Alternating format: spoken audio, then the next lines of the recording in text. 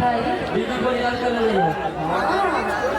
पहले तो वहाँ से जब वहाँ गया तो मैं तो याद आने लगी करता अपने रूपा को याद आने लगा। अभी रूपा होती ना तो गोलू जी के साथ क्या डांस करती है।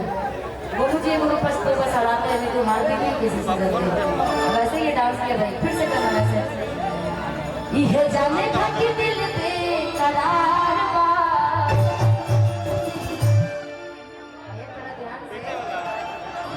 मोटी हो ये पतला है किया रे हो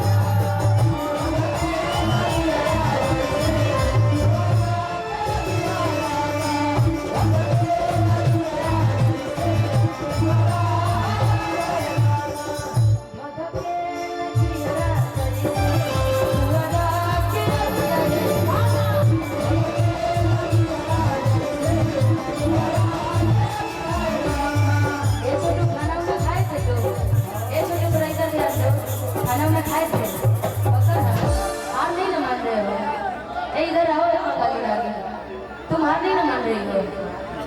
एक बार छोटे लड़के के लिए ताली तो बजा के महाराज कि करिया करिया रसगुल्ला रसदार राजा जी करिया करिया रसगुल्ला रसदार राजा जी ए राजा जी कि करिया करिया रसगुल्ला रसदार राजा जी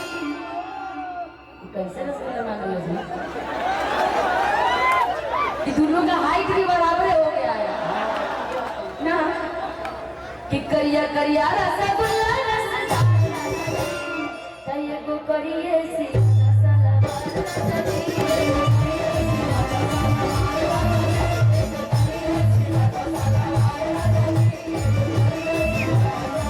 करिया करिया रसगुल्ला रसदार राजा जी करिया रसगुल्ला रसदार राजा जी एक करिए सिया सिया सिया सिया एक करिए सिया मसाला राजा जी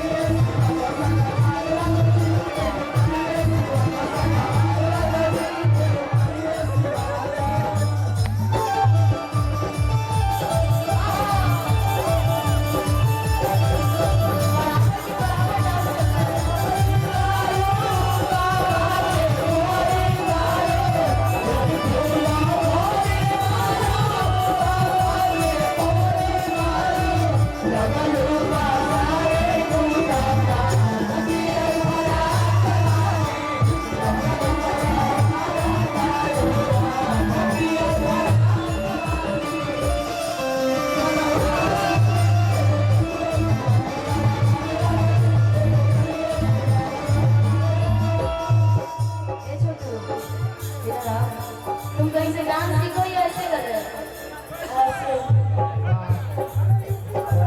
यूपी वाला है तो जब यूपी का बात था तो इधर से तो और कोई तैयार हुआ नहीं था जब अच्छा डांस कर रहा लड़का तो कितना शान से करेंगे यूपी वाला है हाँ हर क्षेत्र में शेर है अपने क्या बता शेर की तरह ऐसे दहाड़ते रहिए करिया करिया रसगुल्ला रसदार राजा जी करिया करिया रसगुल्ला रसदार राजा जी